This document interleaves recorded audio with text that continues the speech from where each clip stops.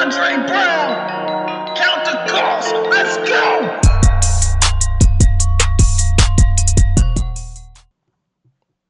Hey y'all, welcome back to the Count the Cost podcast. I am here today with who I would call beyond a special guest. I would say he's a money hero. He'll talk more about that soon. But Dallas, you want to introduce yourself? Thanks, Dondreá. My name is Dallas Lenear, and I am a husband and a father and a little brother and uncle, all those good things.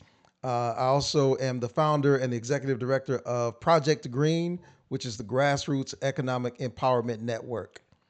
Well, thank you for introducing yourself. The dope thing about having Dallas on, because we're currently recording in April. April is Financial Literacy Month. So we'll definitely be talking about all the different aspects of what he does in the financial world. But he's also here so that we can get to know Dallas behind the many hats that he wears. So let's start with one of your hats of father, right? Fatherhood. Talk to us a little bit about fatherhood. What have you learned about fatherhood? Give us some nuggets. Let's start with some nuggets on fatherhood. The Count the Cost podcast is sponsored by Young Money Finance. That's a local nonprofit in Grand Rapids, Michigan, providing youth financial literacy. If you're interested in learning more about them, go to www.ymfgr.org. Again, www.ymfgr.org. Wow. Okay. Nuggets on fatherhood. So I think if I'm going to start with fatherhood, I can't start with me. I have to start with my father, which, obviously that was my first example of fatherhood. And my father, who is deceased now, man, he and my mother, they were married at 16 years old.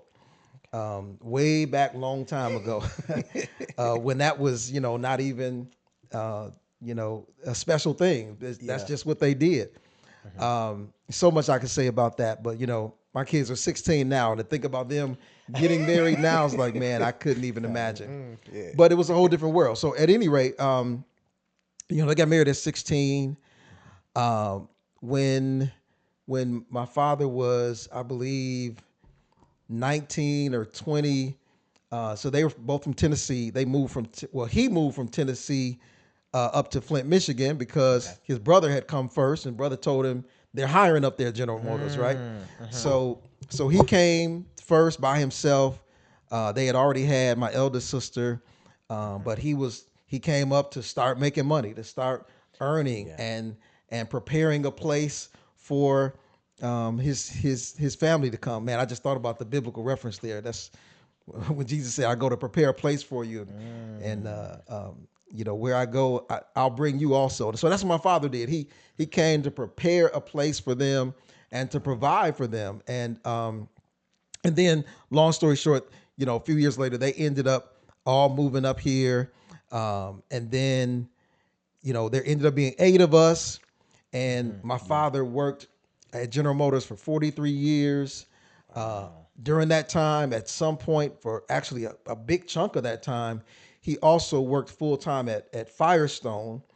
So he would work third shift at General Motors. Get off at like 7 o'clock in the morning. He'd call my mother. They talk a little bit, whatever. He'd drive down the street to Firestone and work another full-time job.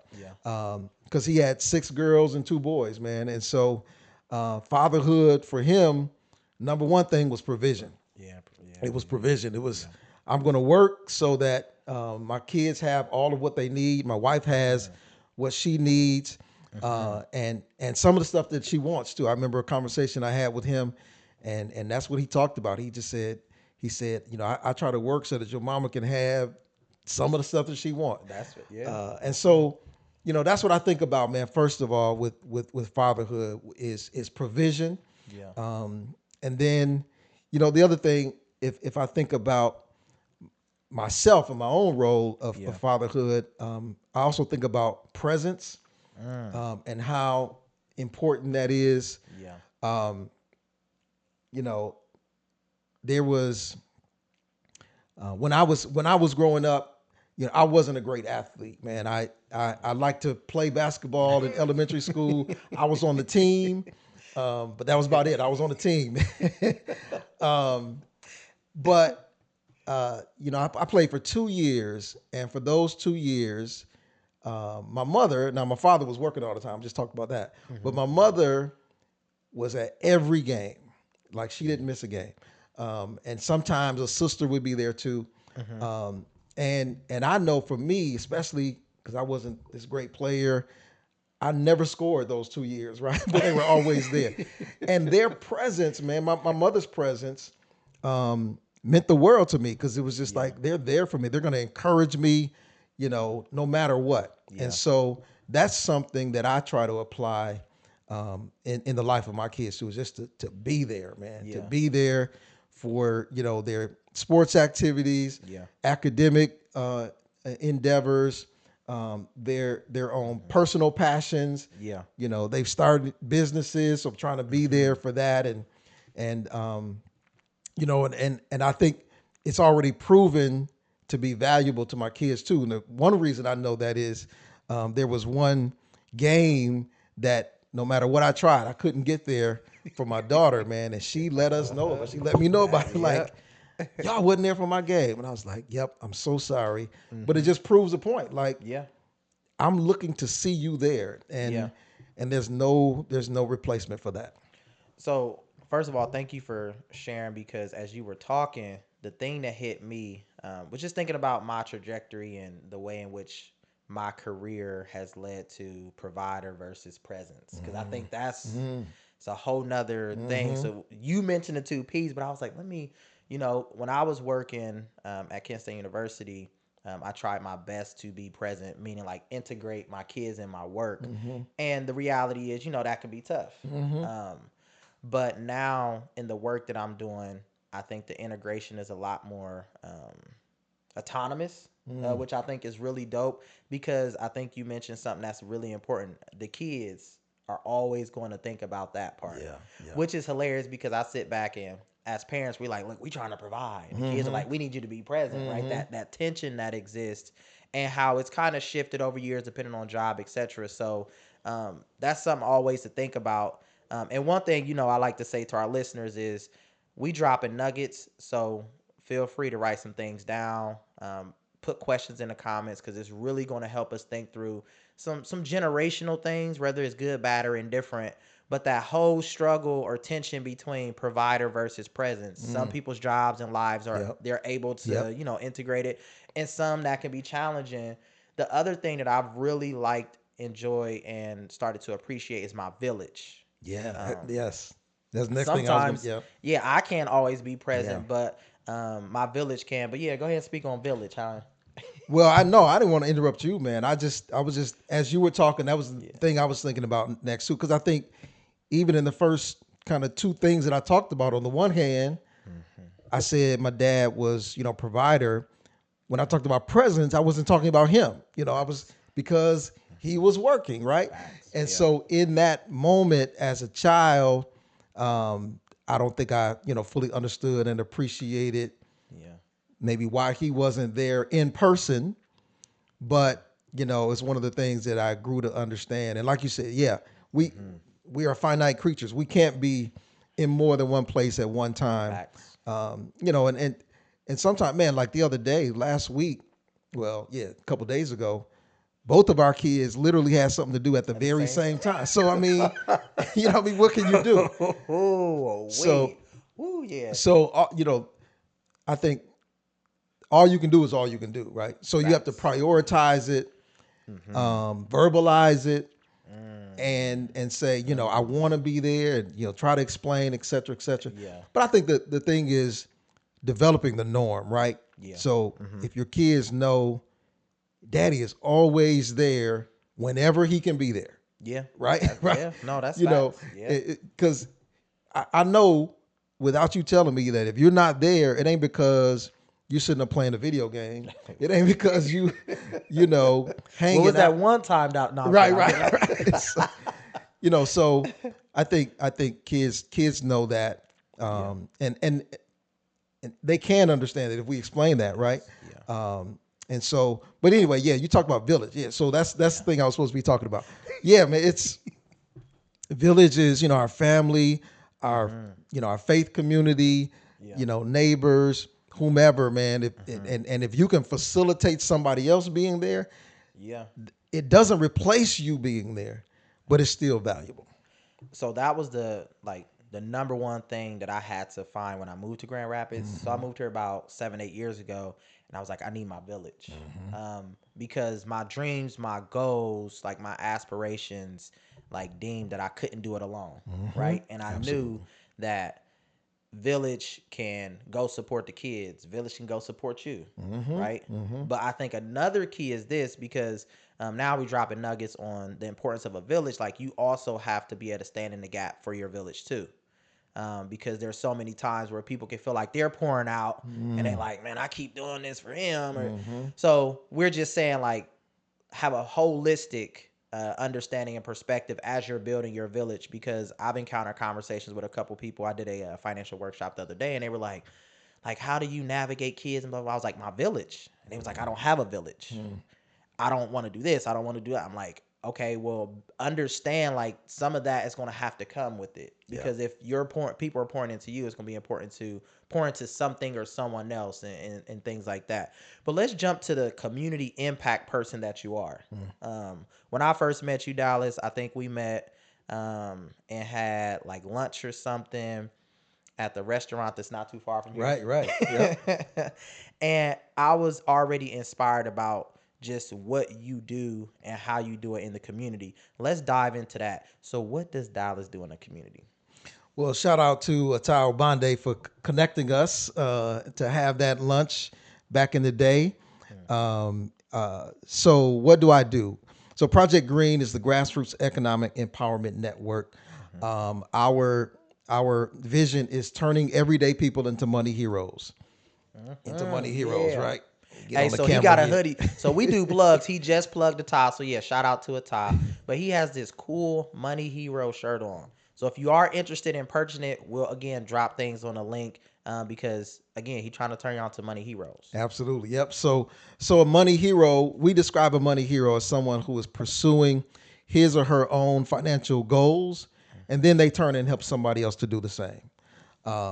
And so, you don't have to be a certified financial planner to be a money hero. You don't have to be an insurance broker to be a money hero. Right. You can be a dad and be a money hero, right? Just by teaching your kids how to do a budget. Sending your kids to Young Money Finance Workshop, right? Okay, so now Dallas is okay. Dallas, I mean, this is what you paid me to be here. No, I'm just kidding.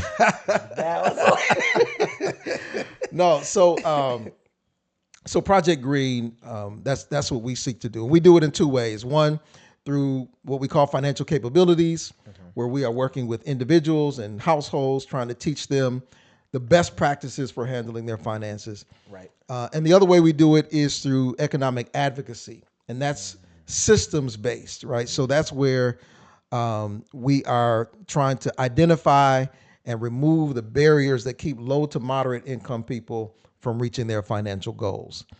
So, I have a couple of different starting points to this work that I do. One is I was a banker in Flint, and I got to see the good, the bad, and the ugly of how people handled their money. Fast forward, when I came here to Grand Rapids, I was introduced to Dave Ramsey and Financial Peace University. Yeah. And even though I was a banker, I hadn't really learned a method to be able to teach people from point A to point Z how to reach their financial goals. Dave Ramsey, did that biblically and through lived experience, and that changed my whole life, really, man. I was like, that's what I want to do. I want to help people learn the basics, man. And then as a part of that process, listening to him on the radio every day, listening to him talk to callers. There were people who had, they were dealing with this thing called payday lending. And I had never really heard about payday lending. Again, even though I was a banker, but he started talking about this thing and how people were paying triple-digit interest rate for these small dollar short-term loans. Yeah. And I'm like, how is that legal, man? It shouldn't be legal. Right. And so I started learning more about it, started figuring out that there were other agencies all around the country that were trying to keep people away from it and create some alternatives. And then providentially, there is this pastor. His name is Reverend Vern Hoffman. He invited me to be a part of this advocacy group that was fighting against payday loans. I'm like, yeah, let me do that. Ended up learning more about it, leading that group, and that work of trying to lead people away from payday loans turned into what Project Green is today. And so, so it's still, this whole payday loan thing is the backdrop of everything that we do, whether we're teaching people to save money for emergencies, or we're helping people to build their credit report, or if we are actually creating alternatives or trying to create consumer protections at the legislative level, directly or indirectly, we're still working on the payday loan issue, but it's much larger than that now. Yeah, if you could, because like you said, payday lending, whether you're passing them or you're driving, you've kind of seen people utilize them, like my family did, things like that. Can you kind of use some statistics or examples to put that in perspective? Because when you shared that stuff with me, I was like, okay, all right, that's crazy. Yeah, absolutely. So a lot of times, if you haven't used a payday loan, you may not even know that they exist. Right. But the stores are pretty prevalent. So here in Kent County, last time I checked, there were about 36 payday loan stores. Comparatively, there are about 32 McDonald's restaurants in Kent County. So there's more payday loan stores than there are McDonald's restaurants. We're used to seeing the Golden Arches, but we're not as accustomed to paying attention to these cash advance stores. And so the way that their fee structure works is they charge $15 per $100 borrowed. It's a little bit more complicated than that, but just to keep it simple. Normally $15 for $100 borrowed, that's 15%. That's what it sounds like. But that $15 is due back in 2 weeks. That's your next payday. So you have to actually annualize that number in order to get the annual percentage rate. So what would be the annual equivalent of $15 per 100 paid back in 2 weeks? So there are 26 2-week periods in a year. So you got to take that 15 times 26, you get 390%. So that's the interest rate. That's the equivalent interest rate of what people are paying for a payday loan. Now, they don't, that's not on their billboard, right? That's not what they advertise. What they advertise is you come in, we're going to get you some money in 15 minutes. Don't worry about your credit, and that's all true. But they do have a form that you have to sign, a truth in lending disclosure that will show you that triple digit interest rate. So it's there. But if you're in a desperate situation, you're not looking at that. All you're looking at is, give me my check for $600 so I can go get these tires, so I can go get my furnace repaired, so I can keep going to work, whatever it is.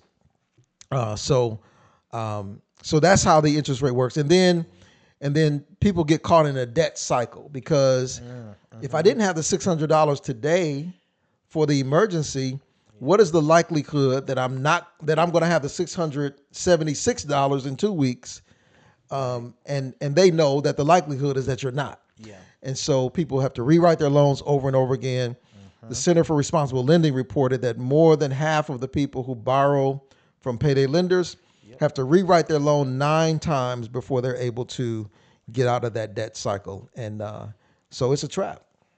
So thank you for sharing that. And I think one of the reasons why I wanted you to say that in this type of public platform is because one of the goals that we both share is awareness, right? We want to make people more aware because we had to become aware to become empowered. Because if we don't really, take the time out to either observe, watch our behavior, etc., other people are, and they're profiting from our behavior or lack thereof. So I think that's beyond important. The other piece is when we're talking about lending and all that other stuff, we acknowledge Young Money Finance's Project Green that emergencies are emergencies.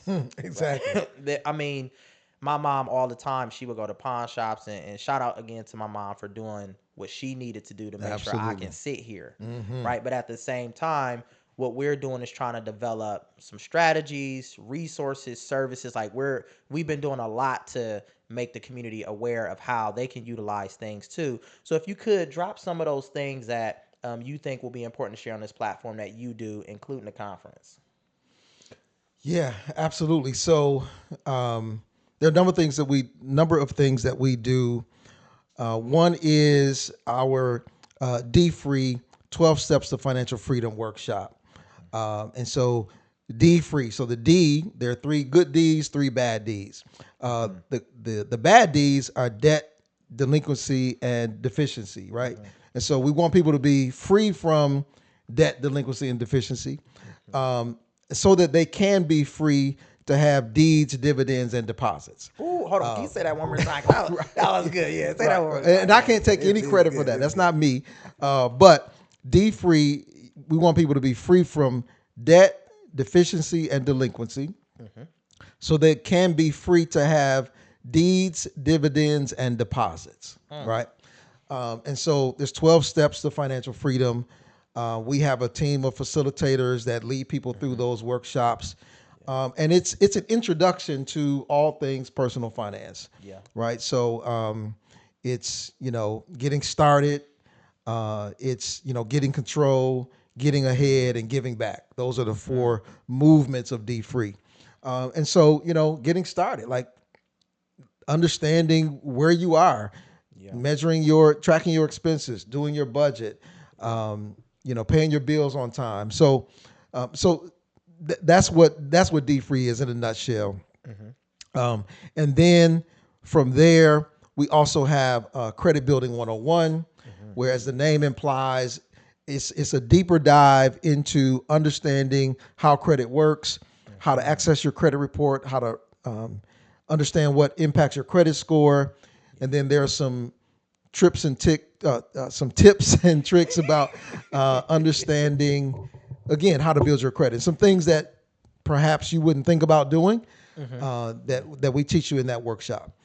And then one of the other things that really, I think, helps the rubber to hit the road is our 500 Strong initiative. And so our goal is to get 500 people to save $500 every year, right? And so 500 people saving $500, that's a $250,000 savings movement in our community. Yeah. The way that we do that is we teach people some savings strategies to get them to save $300 of their own money. And then we match that with $200 from some grant funds that we have. So y'all do what again? You save $300, we match it with $200. And so, and the time commitment, it's a course of over the course of 9 weeks, 15 minutes a week. And so if you add all that time up, it's like 2 hours worth of time. Yeah. And we give you $200. So if you were working at that job, you work for 2 hours, you get $200. That's $100 an hour. So it's well worth your time. Facts. Yeah. And I think more valuable than that are the saving strategies that we teach you. Yes. Because if you continue to do that, you're going to end up with a whole lot more than $500. So those are some of the financial capabilities, things that we do. We also do some one-on-one coaching, which really helps people to pursue to identify their own personal goals and strategies, and help to move them closer to that. The other stuff that we do is around advocacy. So like I said earlier, that's really systems facing. So what are the systematic issues that keep people, away from their goals? So one of the things that we have been working on heavily is rent reporting for credit building.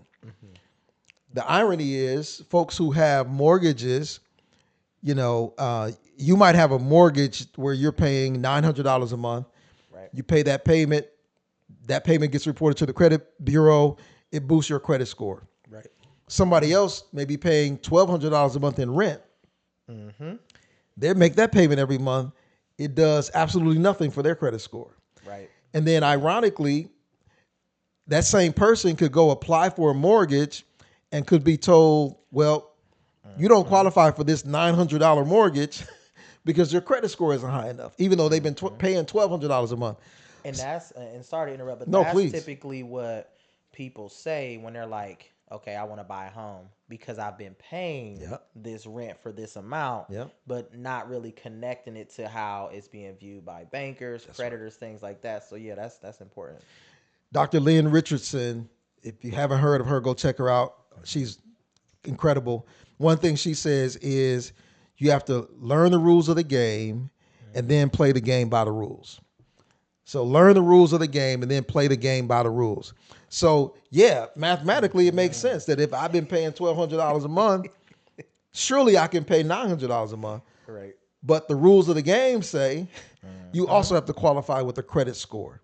And so we just got to play the game by the rules. So how do I now? So what we've been doing is helping people to connect those dots so that their rent actually does help build their credit score. So we've been working with housing agencies, and soon we'll be working with some private landlords to help people get that rent reported. And then we're working with churches to do some payday loan alternatives called Pay It Forward, and on and on and on. So Dallas is, again, like many of you who are watching this, a man of many hats.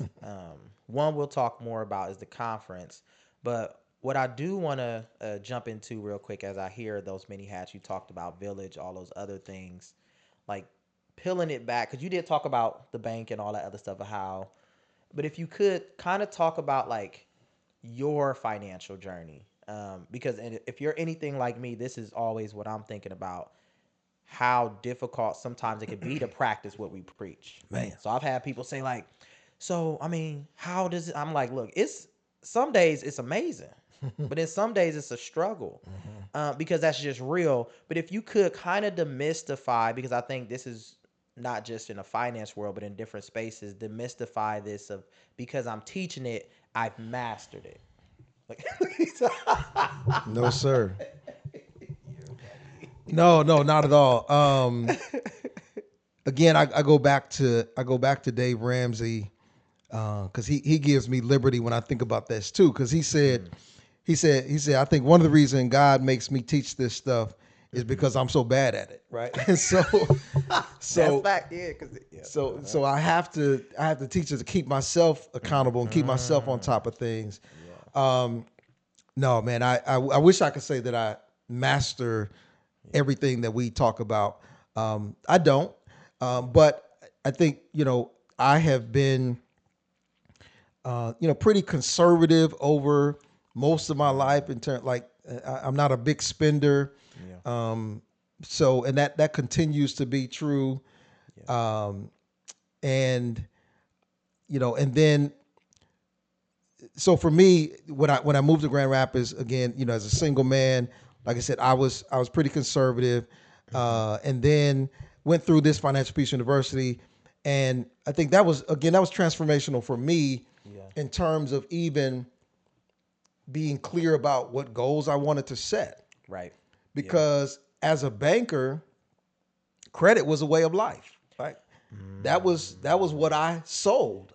I sold credit. And so I saw that as the norm. And then when I learned differently, I learned that there were people living debt free, and that, you actually could do that. Then I started to desire that for myself and to desire that for others. Right. And so then I started putting things in place, man, to just pay off all of my credit cards and to live without a credit card. Right. And so fortunately, providentially, my wife and I, even before we were married, we both had gone through Financial Peace University. And so she developed that same goal. And so, man, we've been married now for a good long time, 17 years. And for most of the time, up until actually a couple of months ago, we did not have a credit card. And so what that meant for us, and then we developed the philosophy that, if you don't have the money, then you can't afford it. Now that's not how America operates. Right. Most of the time, we don't say how much does it cost. we say, how much is the payment? So we agreed together that, our goal was going to be, if we don't have the money, we can't afford it. Yeah. So that was, if it was clothes, if it was a car, Yeah. that's kind of a big one for, because, Yeah. so, because I remember, man, many years ago when I was working at a church in town, and I was talking to somebody else who worked there, and I was just starting on this journey of living debt free, seeing it as a reality, and I was trying to teach other people that. And she was like, "Well, you're gonna always have a car payment," and I said, "No, Right. you're not. You're not gonna. Only if you decide that you're always gonna have a car payment." Facts. Yeah. So anyway, we determined that we would not have a car payment, and so we saved up, man, and we drove what we could until we could drive kind of what we wanted to drive. That's facts. So that was a big piece for me, is like I said, just this whole idea of debt-free living. Now, again, caveat, we haven't yet been able to buy real estate property Yeah. just by saving up. Right. So our home, we have a mortgage. We also own a building. There's a mortgage there. But I would say all of that sort of conservative and intentional living, leading up to especially us buying the building, Yeah. put us in a position where we could have a substantial down payment on the building, and credit was in a good order where we could qualify for that mortgage. Right. And so those things, there were some payoffs Yeah. to having some good practices over time. Now, some of the daily stuff, I still got to do better at. I still got to do better with, budgeting every month. I still have to do better with tracking expenses. Yeah. But having some of those kind of, the big rocks in place, we talk about you see the example of you put the big rocks in a jar, then the smaller one, because we have some of those big principles in place first. It made room for us to be able to make some moves over time. And again, I know I keep talking about Dave Ramsey, but one of the things he said many, many years ago was, if you live your life based on principle, 90% of your decisions are already made. And so one of the applications that he had for that was this whole credit card thing. Like, if we decided we're not going to have a credit card, Right. then it doesn't matter if you go to Macy's and they say, we're going to give you 150% off if you use this credit. Nope. Right. We don't use a credit card. Yeah. So, Yep. so that decision is already made. So, having those good, strong financial principles really help you to decide what your day-to-day is going to be like, and provide some stability. And I think that's the key in what you're talking about. Hearing your financial journey, it's a lot of, I typically hear two themes. I hear empowerment in your decision making, but I also hear that practicality, like behavioral shift, right? So no matter what your financial situation is now, you've had to develop, like you said, that foundation, principles, practices, behaviors, so that when you get more, you can manage more. Because I tell people this all the time: everybody wants more money, but they struggle to manage the money they currently have. So for me, I actually did Financial Peace University too, because when I was trying to figure out my way out of debt, when I literally Googled it, Dave Ramsey at that point was the only person that captured my attention. And I started to follow the trajectory of debt free. But then when I started to teach financial education, I was like, this may or may not apply for different people. So how can we become more individualized in how we even talk about financial security, financial management?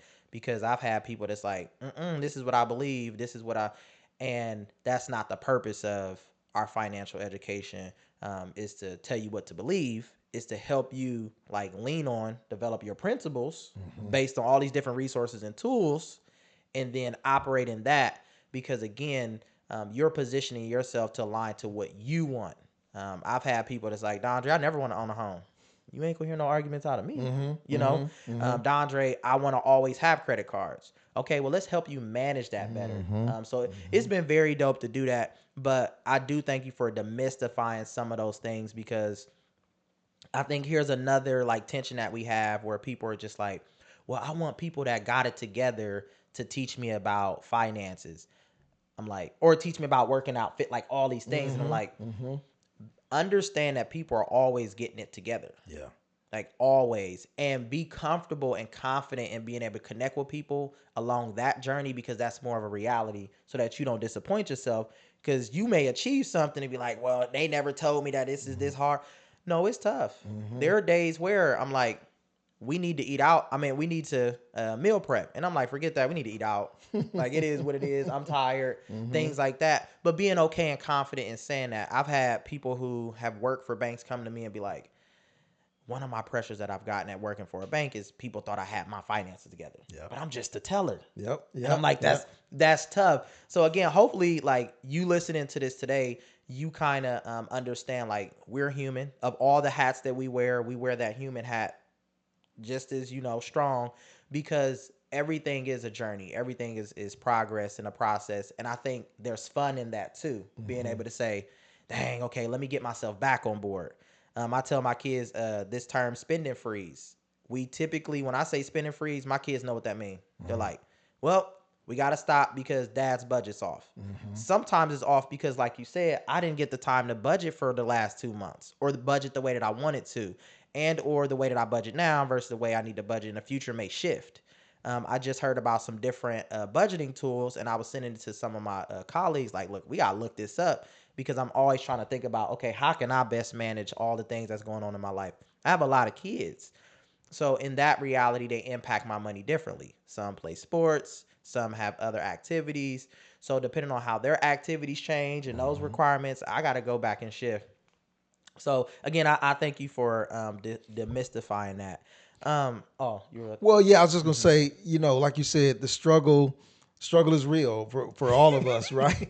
But I think sometimes the struggle is even more of a struggle when we try to do it by ourselves, right? And so, you think about, you think about heroes, right? We describe our work as that of a money hero. Well, you think of your favorite hero, your fictional hero.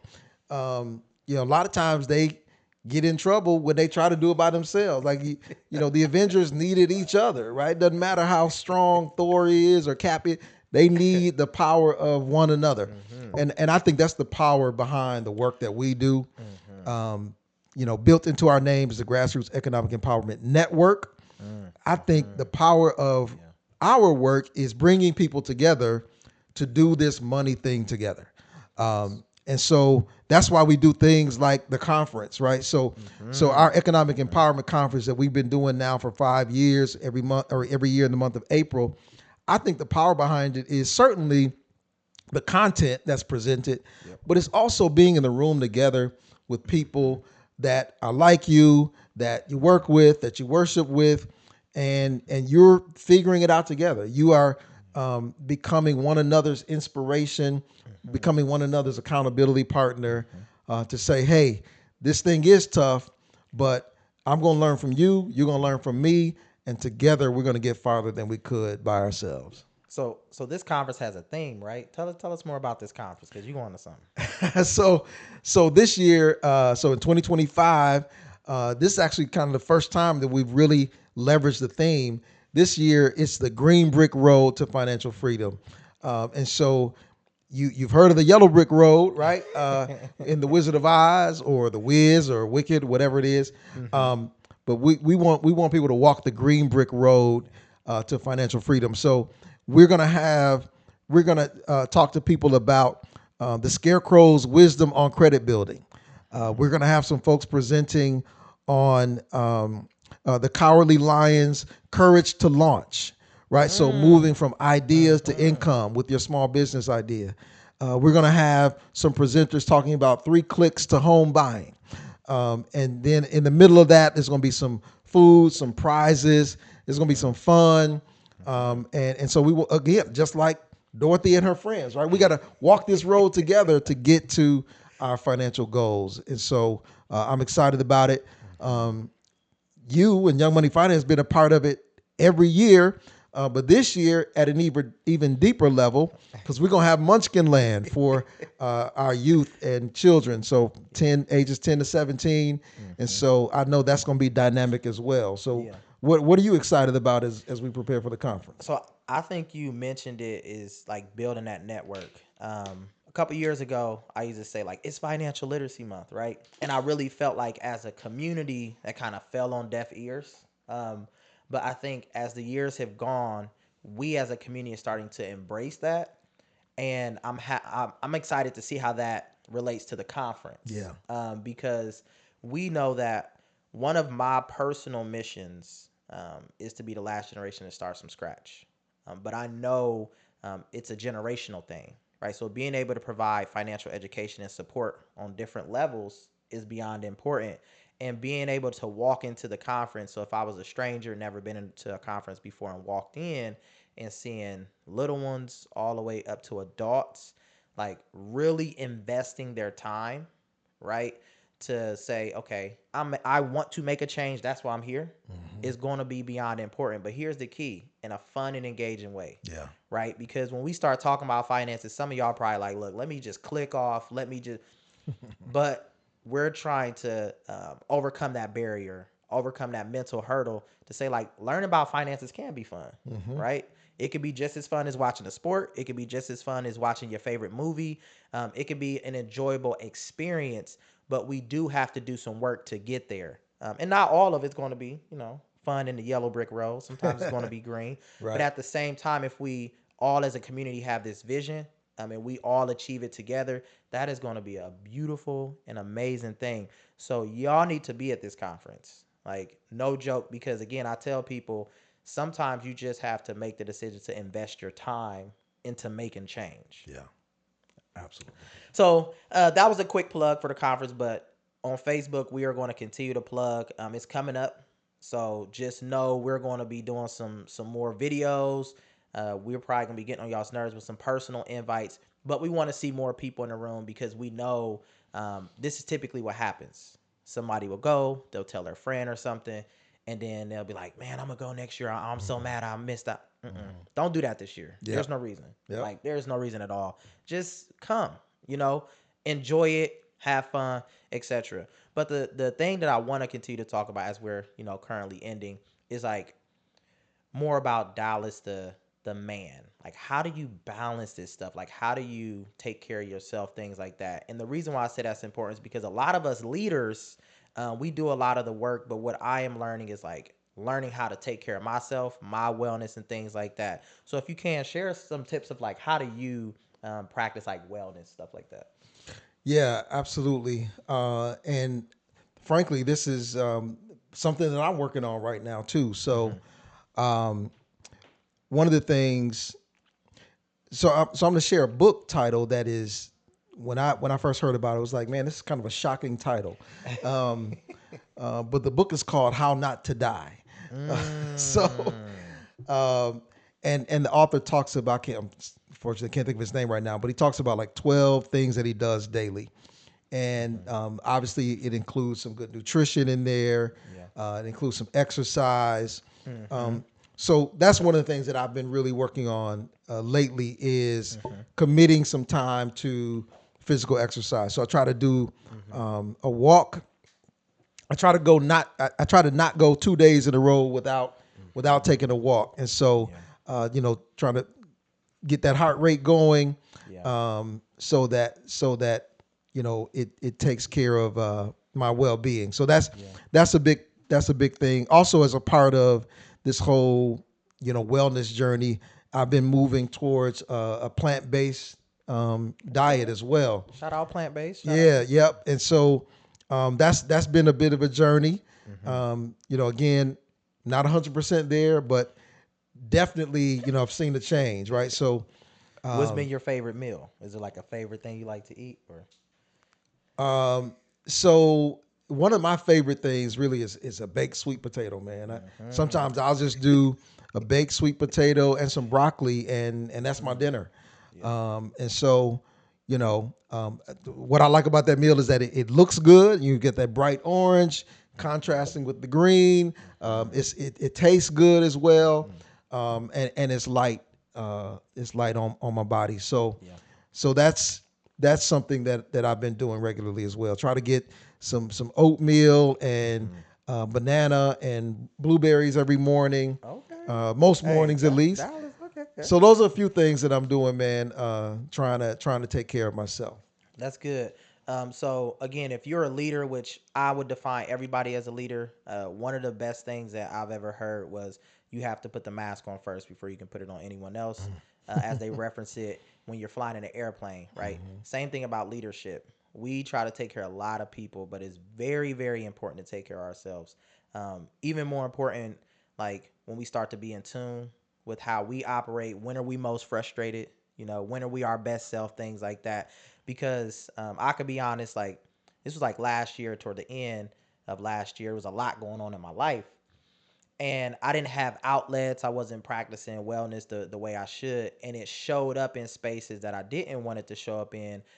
We had this workshop, or no, not a workshop, but overnight with our students through Better, Wiser, Stronger. And I was just like on edge and like easily frustrated. And I'm like, this is in December. This is the holiday time. Kids are coming to feed off your positive energy. And I'm like, I can't wait until this ends. And I knew that was because I didn't take time to get proper rest. Right. I was already tired. There was so much going on, and I was typically saying yes to everything. So I was adding on to my plate. So I just felt the weight of that. So as we're speaking to leaders now and leaders in the future, it's very important to take care of yourself and define what that looks like. So can you reference the book again? Go read this book, y'all. Yep. So it's called How Not to Die. How Not to Die. So again, it includes nutrition and exercise. Has some specific, plant-based strategies, and yeah, it's if you read the first 3 pages, you'll be hooked. I won't spoil it, but man, it's a really intriguing story about how these practices made a difference in somebody in the author's life. So that's dope. So we're gonna start to wrap this up because again, we can't give y'all all the nuggets because there has to be a part two, right? So we'll invite y'all back for part two, and you definitely got to come back. So as we like to wrap up, we like to pull a card from our Let's Talk Money cards because the goal of our Let's Talk Money cards is to start to normalize talking about finances in all spaces. So we'll start to sell these soon. So be looking for that. But at the same time, we about to play Let's Talk Money. So you'll pick one of the cards. Alrighty. Yep, and then you'll hand it to me, and I'll just read it, and we'll see how it goes. Ha, that is hilarious because I think we kind of talked about this, but there's two cards.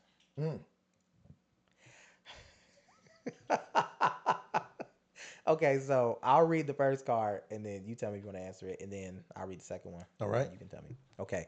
What financial challenges are you facing today? This is one card. And then how important is it for your spouse or partner to know your credit score and credit history? We'll let you decide which one you want to answer. All right. So I think I'll do the spouse one. So I'll go back to my parents. My father, like I said, he was the primary breadwinner. My mother worked a little bit just because she wanted to, but they were a team financially. They did almost nothing sophisticated, right? But they were a team, right? So my father, he worked, he brought the check home, gave it to mom, and he didn't think about it until the next paycheck because he knew she was paying the bills, she was handling all of that. So that was my motto, man. I saw in them two people who they were one financially. And so I think it's absolutely crucial. Another hat that I wear is I'm a pastor of a church here, Journey Church. And, that's part of what I tell people in the church is if I'm doing some premarital counseling, I say, you've got to be one financially because Jesus said, he says, where your treasure is, there will your heart be also. So if you have a couple and their money is not together, guess what else isn't together? Their heart. Everything. Their heart is not together. So doing things together financially is one of the most loving things that a couple can do. So yes, that includes, and I'm talking about married couples, right? That includes your your credit score, your credit history.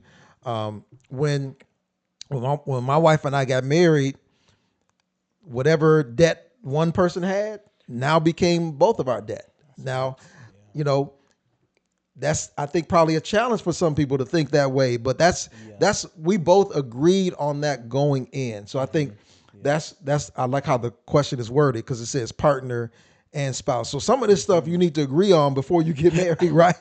You don't want to get married and then have all of this discovery and determine that you all are completely on different pages. But man, for me, it was again that was one of those big rocks. Like we were on the same page generally about how we were going to handle money, and so that has helped us tremendously. There are a lot of statistics that show that 90% of marriages that end in the first 7 years, finances was the number one issue.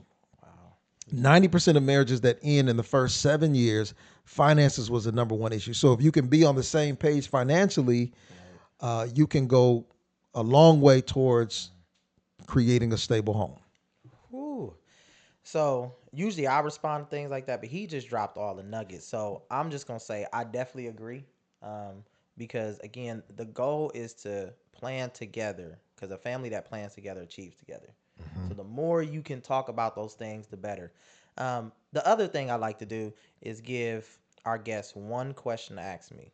Now, Dallas, I know you know a lot about me, but yeah, you get one question. All right. So I was going to ask about hair care, but I don't know if that would really help me that much. Um, so tell me a little bit about, um, I know you have children that are athletes, at least one. Tell me a little bit about your athletic life. Were you a gymnast? Were you, um, yeah, what's your favorite I'm still sport? laughing about the hair thing. That was good. That was good. So, when I first started to fall in love with sports, I was a junior in high school. Before that, what I used to always do is just chase cars, race cars. Yeah, Wow. that Mm-hmm. because the benefit of that in our neighborhood, because we grew up in like a like where the college students used to live in that area. So like they were like fun going things like that. So they were always up to challenges. So they would be, racing against cars, and I'm like, I want to do that, right? So then they started like betting on it, giving money, stuff like that. Long and the short, I started earning money. So I'm like, man, maybe I'm fast. I thought it was Wow. super dope. And from there, I used to ride a bike with like the pegs on the front and the back, and I had two friends, but we only had one bike. So I used to ride with them everywhere. So over time, I'm just strengthening my Right, legs and all right. this other stuff. And then somebody asked me, did I want to try out track my sophomore year? And I was like, okay, I'll try it. Track was cool my sophomore year, but I was coming in as a sophomore. So I ran some races, won some, lost some. But football was the thing that got me because I never forget, I didn't know organized football like at all because I had never played organized football. So my coach, he allowed me to play receiver because I was fast. So I'm running down the field, but my quarterback was a scrambler. So my quarterback started scrambling, and I didn't know what to do next. So I'm like, I'm looking like, and then coach like, just go hit somebody. I didn't know he meant like, Right, right. Dallas, I tackled this dude, but at full took him out. And then my coach, we're having like our next practice, and he's reviewing the film, and he was like, "Who did that? Who?" I was like, "I did." So he moved me to defense. He was like, "Nah, you need to become a hitter." Got on the hit squad. I loved hitting people. Forget catching. I don't want to catch the ball. Let me just go hit somebody. So long and short, like that was something that really got me into sports. I loved it. Worked out. When I say worked out, we worked out spring break, winter break. Just me and my friend Will. Shout out to William Baker. All the time because I started to fall in love with that. I was like, that's my safe space. Like Yeah. being able to build myself, etc. Then fast forward, started translating that over to track. I killed it in track.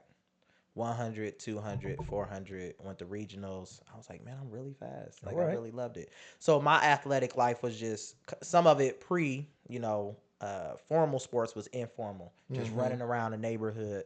But then as it got formal, it got really dope. And then it took a really real pause when I was just like, I don't want to go to the NFL. Like I didn't know like that was the trajectory when you were playing football, because I remember my coach like, so what do you want to do like in the future of football? I was like, oh, I just want to have fun. So after that, I just started playing flag football in our community. Shout out to my son Jaden, who's playing flag football as we speak right now. All right.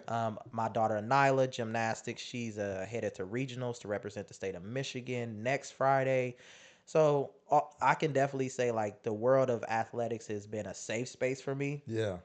And I just want my kids to continue to have that love-hate relationship, because some of them hate it. But I'm like, you'll get over it. I love it. I love it. So thank you for that question. Again, I'm happy that y'all are able to tune in to watch myself and Dallas talk about not just finances, but the man behind the many hats that we wear, leadership, all those other things. Again, feel free to watch this over, take notes. We're going to include in the comments as well in the description about the conference coming up, as well as links to Project Green. Because again, your goal, your role, your whatever, it starts with doing something, right? More than just talking. You have to show up, you have to take action. There are things, behavior has to shift. And I'm proud to say like we are partnering, we're collaborating to figure out like how do we make that more accessible for people. So again, stay tuned. He's coming back. I might answer his question about the hair thing offline, because we're gonna get Dallas some hair, y'all. But again, thank y'all for watching the Count the Cost podcast. We'll see you on the next one. Peace.